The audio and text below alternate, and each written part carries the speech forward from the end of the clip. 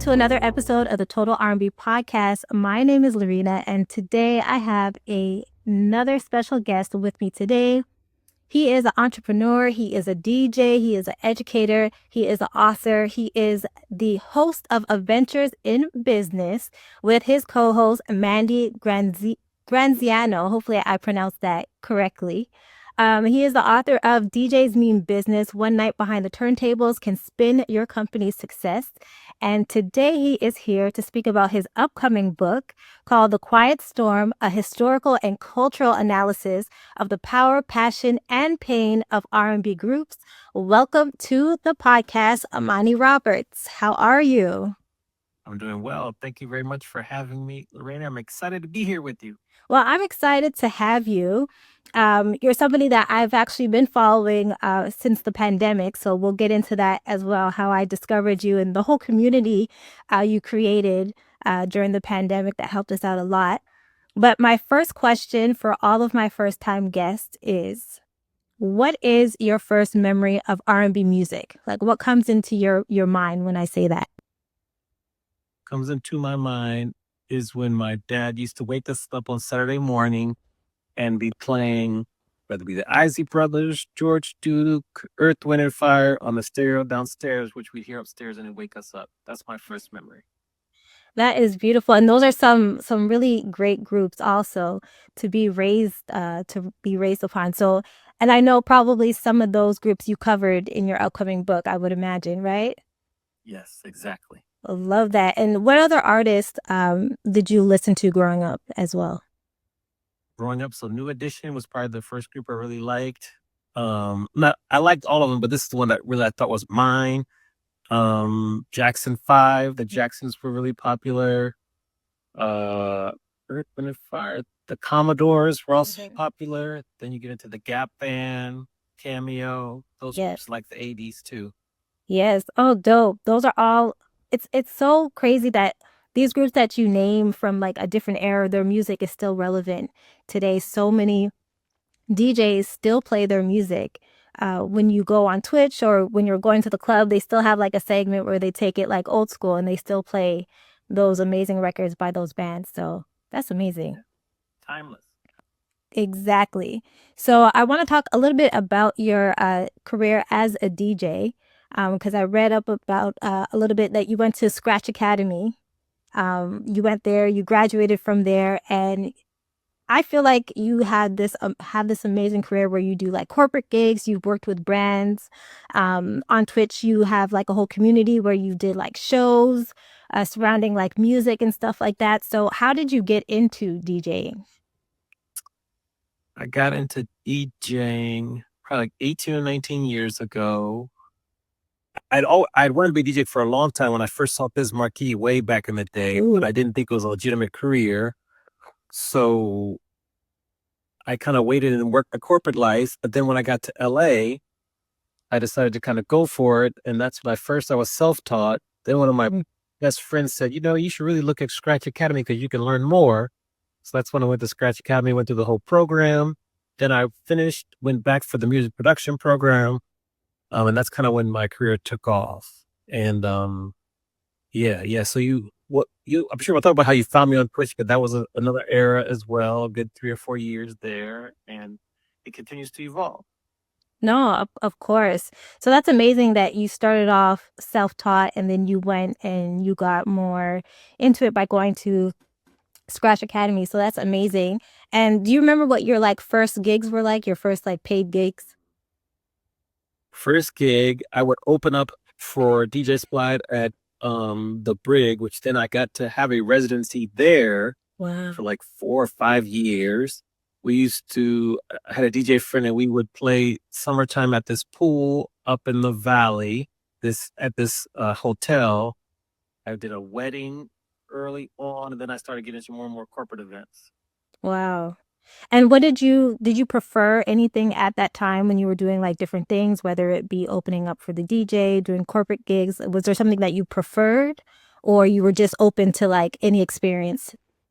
I was open to anything, but I really wanted like a DJ residency at like a club bar lounge, just to kind of that confirmation and to be there every week and build the night up. And I got that. And then as I kind of continue to get into that more and more, then I started to work more on the corporate gigs because I saw the opportunity there. Okay. I love that. I love that you had that experience and, a little bit of everything, and then you kind of just built your career from there. So that's pretty amazing. I do want to talk about Twitch because, like I mentioned before, that's somewhere where I actually discovered you, the Amani experience. I follow on Twitch. And I loved it because I found a lot of DJs were actually educating us on music.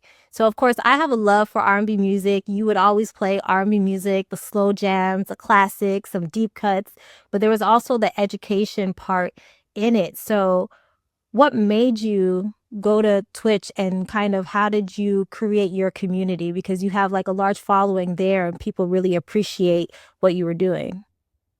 Yeah. What's your name on Twitch, by the way? It's Loreena PR. Okay. Oh, yes, yes. Okay, I remember you. Um, I used to teach in my classes about Twitch, but I never really used it. So when the pandemic happened, I said, okay, well, now's the time where I can live stream and use Twitch and learn. So I learned about it, but I realized that live streaming, it, there's a huge learning curve. And we were stuck inside and we had to like figure it out. So as I was learning, I had what we called back in the Twitch University. And, every Monday night I would have a guest. I would teach people. We'd learn. We'd go through the equipment. I had this long series of people would show their setups. This is all during the pandemic. And then I would interviews. And so that kind of really grew. That was probably my biggest first show. And then I would DJ on the other days. And then one time I think I did like a 30-day challenge. I DJed 30 days in a row. It ended up being like 50 or 54 or whatever. And that's how I grew my community. I just kept DJing, and then I'd be a part of some other raid trains.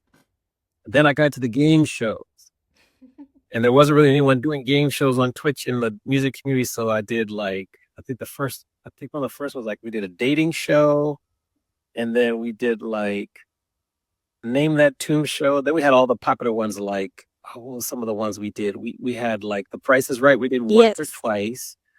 We did Password. And there was a bunch of other game shows. Then you have like kind of like Who Wants to Be a Millionaire type of. Yeah, we did Who Wants to Be a Millionaire. Yeah, you remember. We did all these game shows. It was a lot of work. There was a lot of research, a lot of figure out the trivia questions. But we did it for a while and we had fun and people would show up. I think the most popular show was probably the dating show because we were stuck inside and we did the dating show. Oh, that was funny and that would spark a lot of conversation. And it just grew, and then eventually we just kind of scaled it back. Outside opened up. Yep. So, just more DJ sets, and that's how I built my community. And what's something that you learned from during this time? Because you took that chance, you were like teaching people, learning at the same time, but you kind of just like built this whole like experience. Like whenever like we knew on certain days, like this is what's going to happen on your channel and we look forward to it. So what did you learn on your end of this process? I learned like marketing, being consistent with the schedule, the art of live streaming using like OBS and Ping and other platforms and all sorts of stuff just to like do a live stream, be consistent, camera, computers, lighting, green screens, like so much that we take for granted now. Sound, microphones, stream deck. And then on the other side about producing, I did the Twitch Awards show for like 3 years in a row. That was a major production where you like do an award show where you have nominations, then you have the voting. I did so much. You're reminding me of so much that I did. Like it's crazy. And used all that to build a community. Really just staying consistent, upgrading your equipment as you see need. Trying to build community, which is very challenging, where there's so many distractions. Yeah. That's just a small snippet of what I learned. No, it's a lot, but I mean, it's a moment that I'm going to remember forever. Everybody's going to remember, obviously, COVID, but there's certain things that happen that stick out to you. And that's one of those things that I'm going to always remember, like checking into your channel, seeing comments, replying to people, different things like that, because it was something that was really helpful during that time. Especially here where I am in Montreal, Canada. We were on lockdown for a very long time when a lot of other places were open.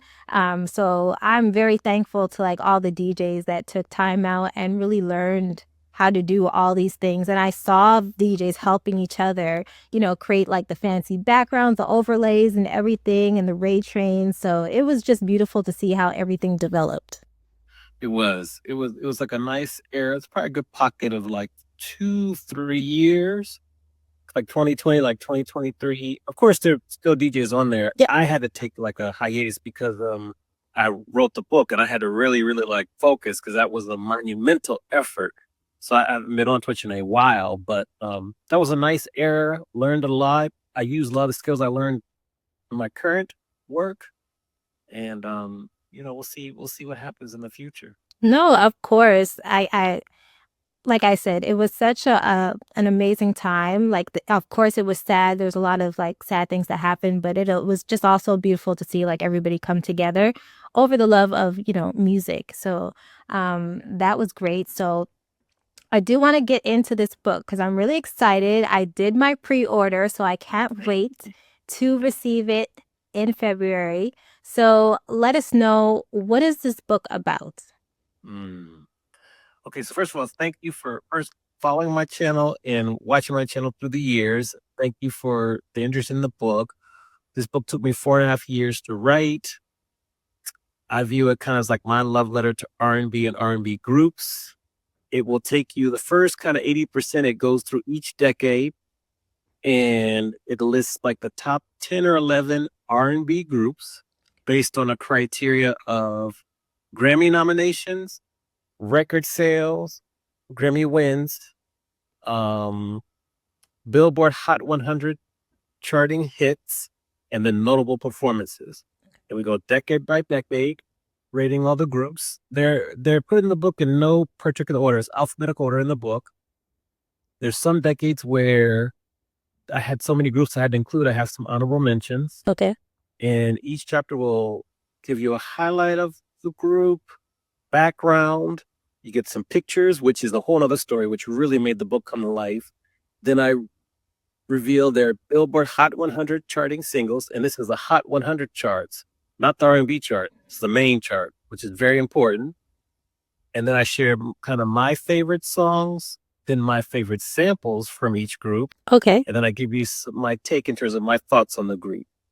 And we do that for 6 decades, the 50s, 60s, 70s, 80s, 90s, and then 2000s up until the middle. Okay. And then the last part of the book asks the question like, what happened to the groups? Why did they disappear? And what's going to happen next? I love it. I can't wait to dive into the book because, as you know, I love R&B. So this is right up my alley. So you're looking at, the change in the music industry, how R&B was once mainstream, like you said, it was on the Billboard charts, not just the R&B charts. It was on mainstream radio, not some adult contemporary station. Reaching my language.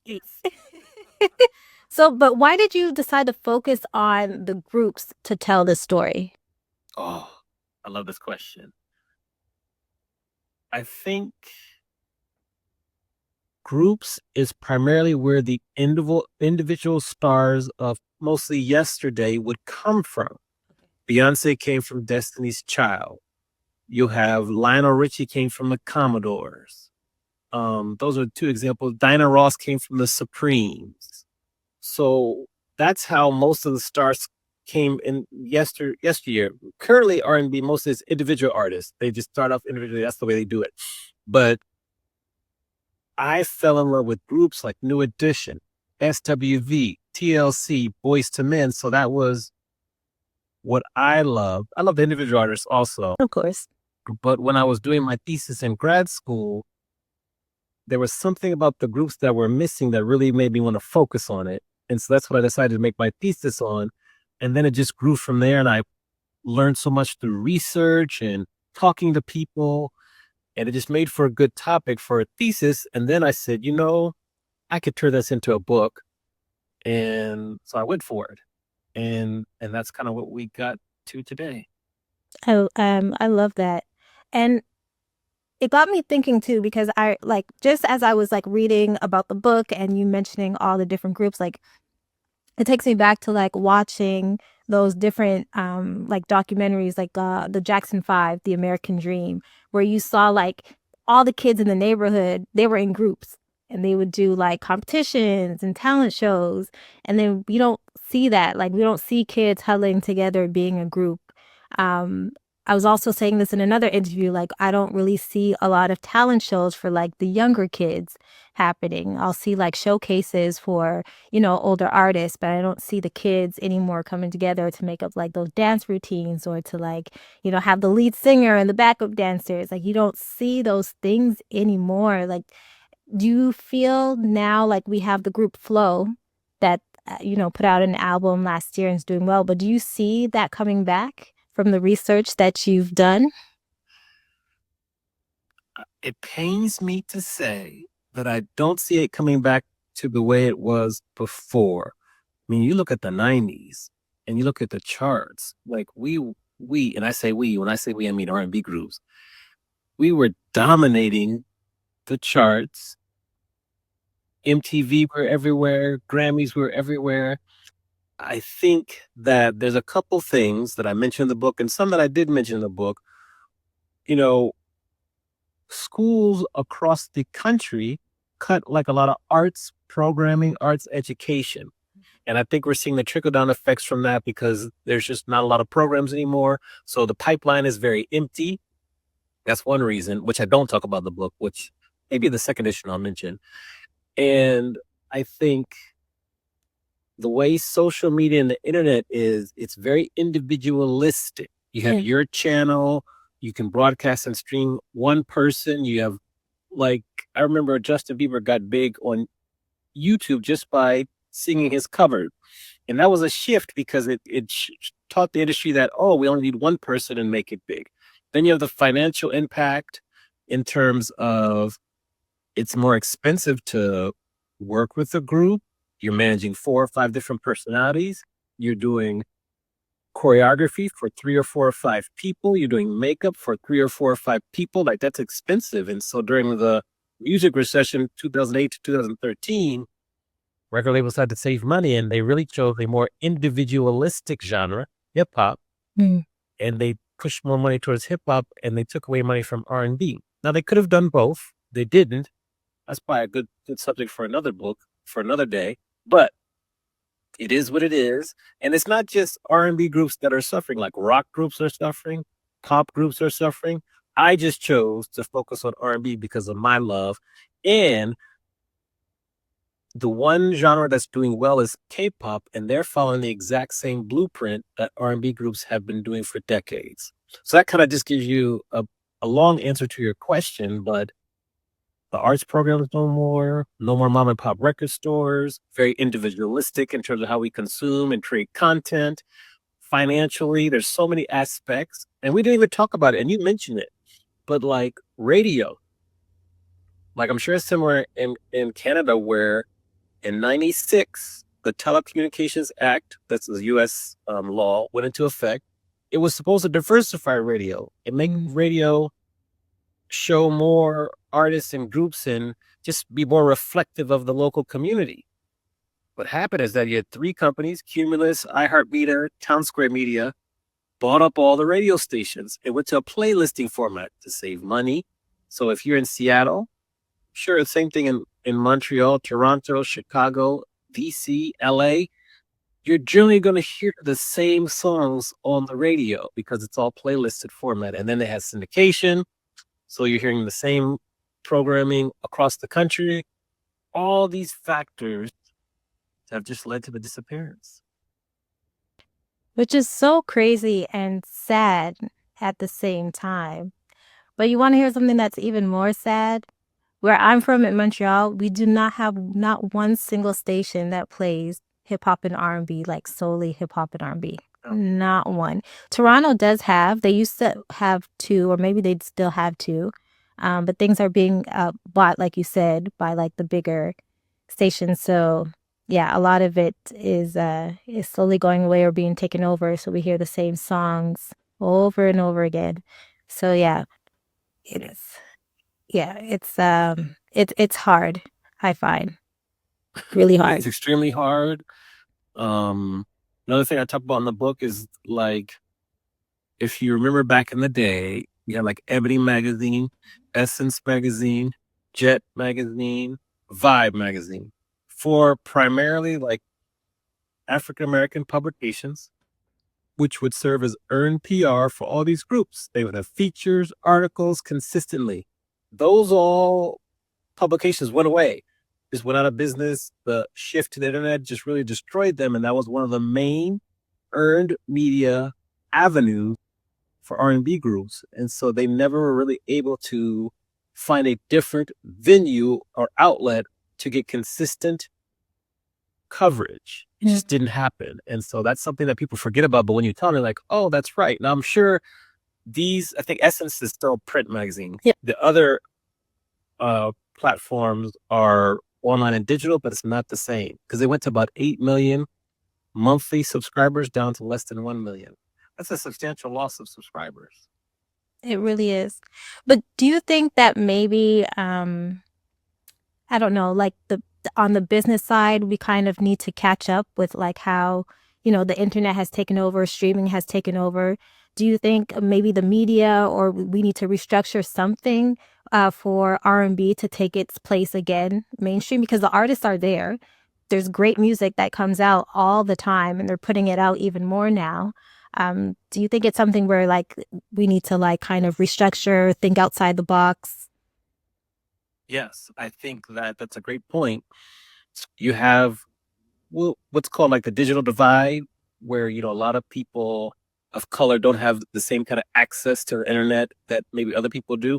Now that's lessening, but I think that was a factor. And I think that yes, R&B groups, maybe the R&B genre is a little bit behind like K-pop in terms of how to properly market, grow, increase your platform digitally.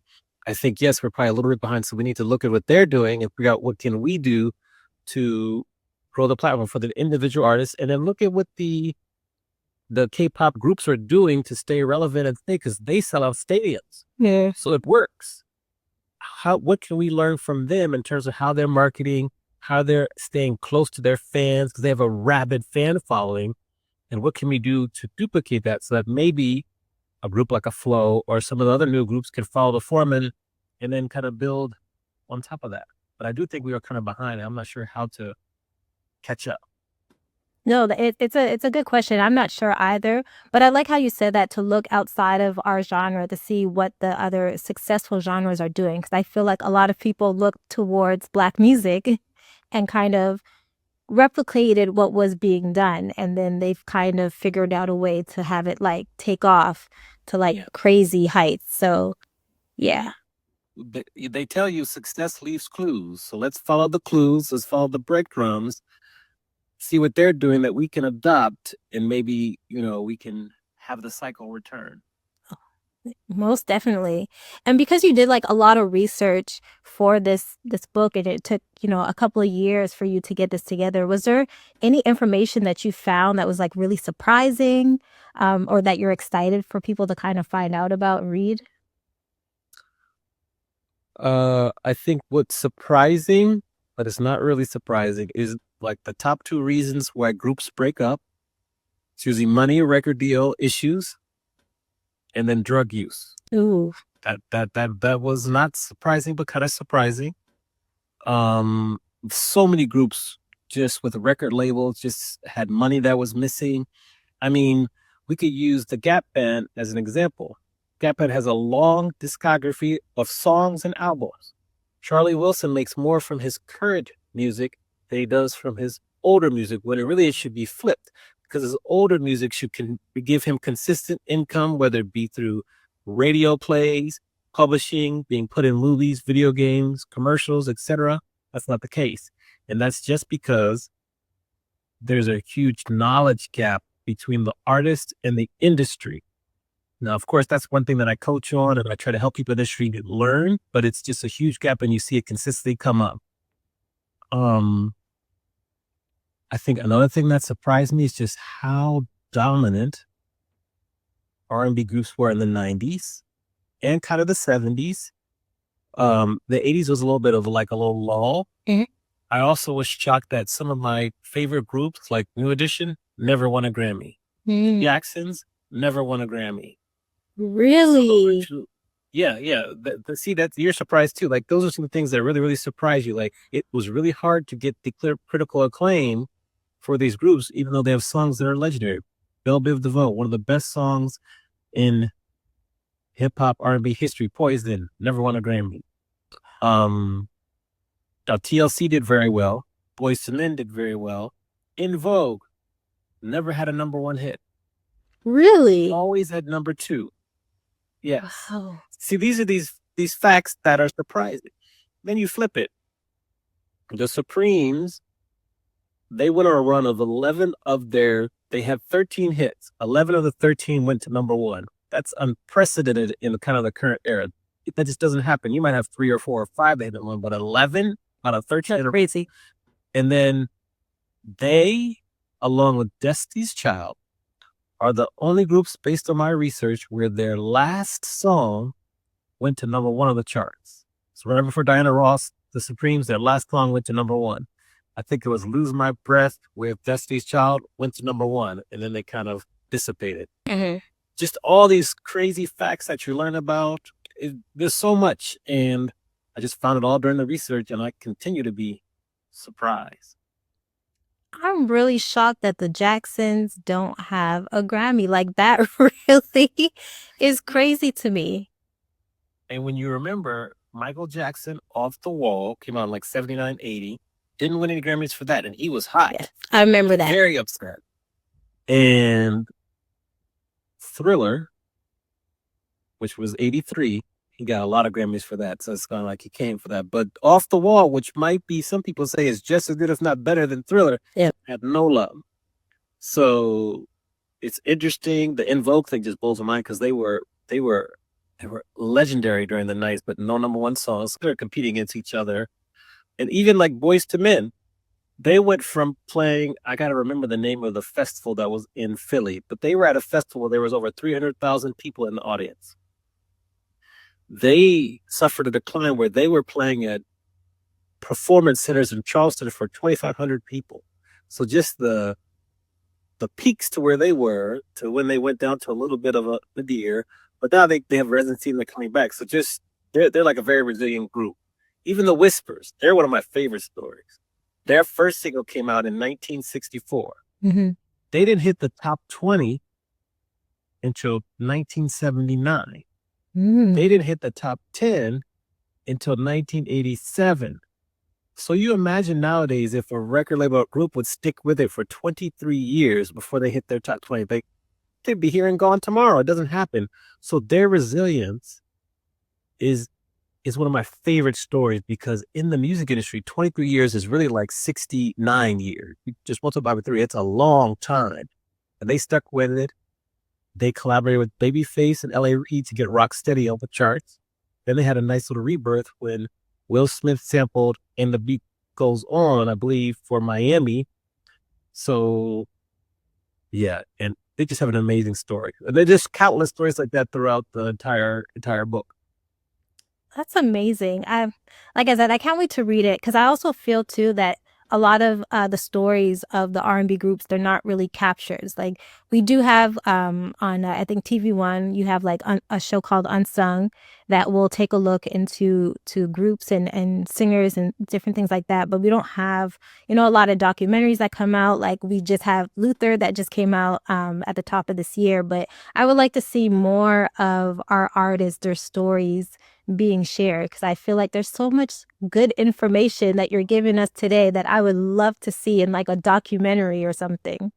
Well, you say so. The next step for the book is to turn it into a documentary. I could see like a Netflix, probably like a 7 or 8 episode like documentary, one for each decade, the beginning and then the end.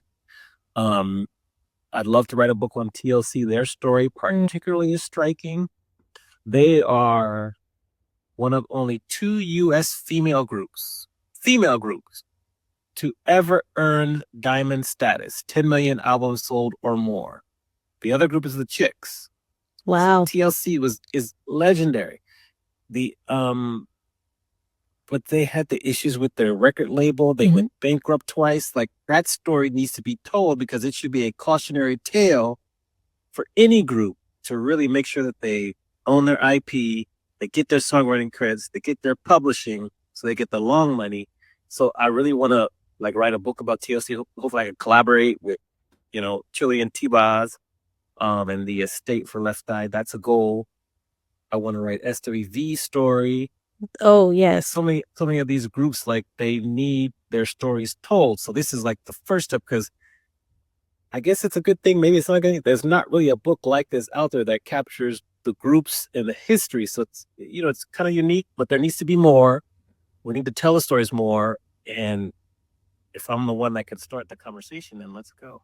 Oh, well, I'm all here for it. So I can't wait until the book turns into a movie on Netflix. I can't wait to see more books from you with all the other R&B groups that you would love to cover. Like I said, I feel like the more stories need to be told. Definitely SWV, because I feel like they are so underrated. That's another group that doesn't really get a lot of shine at the award shows and things of that nature. So that would be really cool if that is something that you can take on and bring to us. That would be so dope. Yeah. I love that. It's on the list. Yes, thank you. But another thing that you had mentioned when you were talking about Boyz II Men, how they reached a peak and then it went down and then they came back up. I feel like a lot of the groups went through that, I guess, because R&B was no longer like the mainstream genre, is no longer cool. They were going to like hip hop concerts and stuff like that.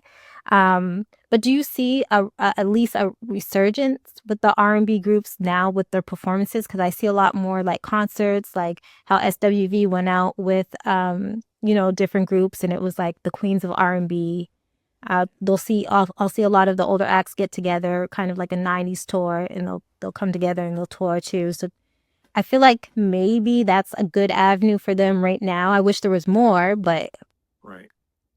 Yeah, I think you'll see legacy acts like you're mentioning, like Jodeci goes on tour with like New Edition, and Charlie will still be on tour with them. The Queens of R&B, like you'll have like SWV with other groups. So you'll see legacy group go on tour and do well because their primary audience is older, it's got more disposable income.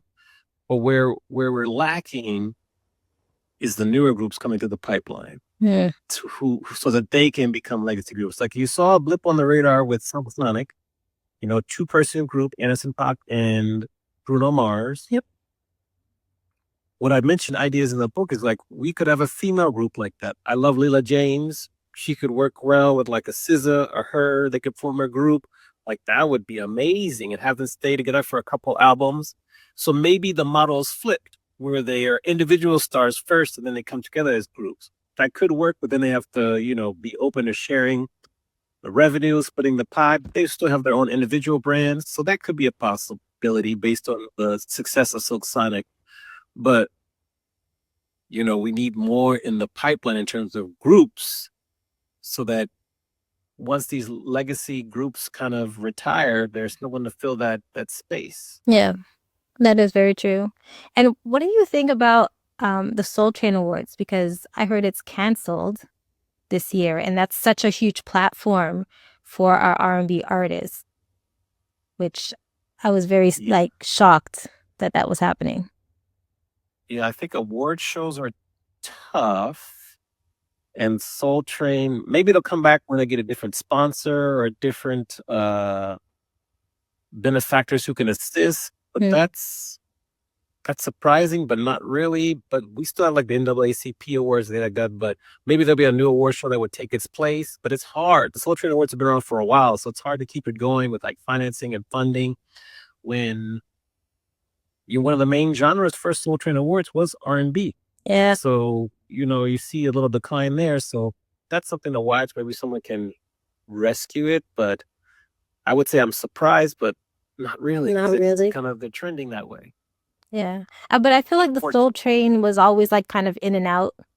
Like it would disappear for a little bit and come back. So maybe But the Soul Train, the show, Don Cornelius, that was the primary way where people would get on TV. Mm-hmm. this is before you would see groups performing on the Tonight Show and Arsenio Hall and MTV. Soul Train was probably one of the only places where you knew you would get these groups, and it might not be the most popular groups, but you would get these groups and you would see them. You could see them dancing. They get interviewed. They get PR. And when the show goes away, just like the magazine, that's a huge blow to the genre. Yeah. It kind of, you could see that that's what happened. Man, I'm hoping we could invest more into our platforms because it is a big blow when they disappear. And then there's just a big hole that's missing for like the artists as well as the fans, right? To consume the music and for the artists to get it out there to the people that want to listen to it. So, yeah. The goal is like, hopefully this book will spark some conversation, and then people will keep talking about it, and we can see what new artists we can highlight to get them onto bigger stages, and what groups we can highlight, and people might be inspired. But at least we have a record of what has happened so that the regular public doesn't forget the impact that R&B groups had on this country and this world in the music industry, because we don't want to be an afterthought. The one way where R&B groups are kind of still involved in music is they're sampled a lot. So a lot of samples and things. So that's good. We want to keep that going, but we want also people to know the history, the journey that the genre has gone through, and just let people know that it's a part of the fabric of the American culture, the world culture, really. We don't want people to forget that. No, of course. And with all the research that you're doing, because you teach a lot of things too on social media, you'll break down different, aspects of the music business. So if you were to come across an up and coming R&B music group, what advice would you give them from all the research that you've done? So I would definitely advise them to be very educated on the music industry. And depending on their goals, it might make sense for them to sign with a label, but it might make sense for them to stay independent based on their goals. I would really educate them on how to build a community so they can do a lot of direct fan to fan interactions, promotions, just get that relationship with the fans. Try to cut out the middle man or woman as much as possible, because that's what you see the K-pop group do. They just develop such strong relationships with their fans. That's how they sell out concerts in hours, and the albums go gold and platinum very quickly. I think that's probably the golden ticket right now, is to just grow your fan base organically and just stay tight with them so that as you grow, they grow with you, they support you, and then educate these up and coming artists on the benefit of, like, and we talk about this in my class, like sync placements, which is when your songs are placed in movies, TVs, films, commercials, video games, because that's a way now with all these content platforms we have and all these services like Amazon Prime, Max, Netflix, Hulu, all these original content places that need music. That's how you can really grow and pop off and get money. So you're not dependent on streaming, because you don't really earn money for streaming. You earn a lot of money through touring. But if you can kind of diversify your income within the music industry, it'll set you up to have a longer career, get more exposure, and to grow your audience. That's just a little tidbit about what I would advise them, but it really comes back to education, learning about the industry, protecting your rights, keeping your publishing, some of your publishing, getting your songwriting credits so that you own your IP, and you can take it and do what you like with it. I love that. There's so much good information that's out there. Of course, if they follow you, you break down all that information as well. So I think that's great. Before I let you go, I do want to play a quick little game. I want to create a playlist. So I'm going to shoot out some moods, and I need you to give me the R&B song that you think goes with that mood. All right, let's go. So the first one is, give me a song that always puts you in a good mood. Oh, I'm So Into You, SWV. Ooh, I like that. I like that. Okay.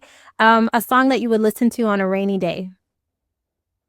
On a rainy day, maybe Where Will You Go by Babyface. Oh, okay. Okay, yeah. What about a song you would play when you're in love? Only one song? I know that itself is a whole playlist. Only one song? Yeah. That's ooh, Pretty Brown Eyes, Mint Condition, For the Love of You, the Isley Brothers. I gotta give you three. Okay. One more would be ooh, let's look here. Yearning for Your Love, Mm. Gap Band. Those are three solid songs. I love it. Now let's go the opposite way. A song you would play if you're going through a breakup. Mm. What's it? Deborah Cox and LRL, We Can't Be Friends. Hmm.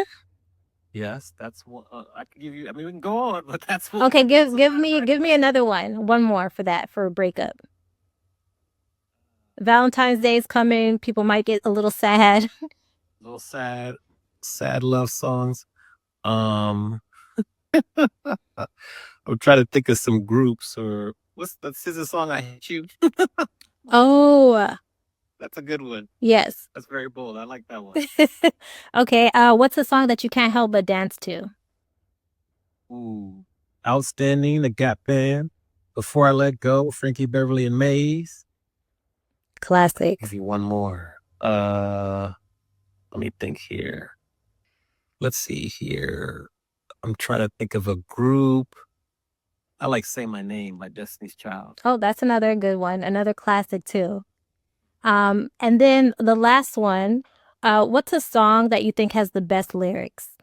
Only one song with the best lyrics. Well, you could give more than one because you've been giving us a couple of good ones.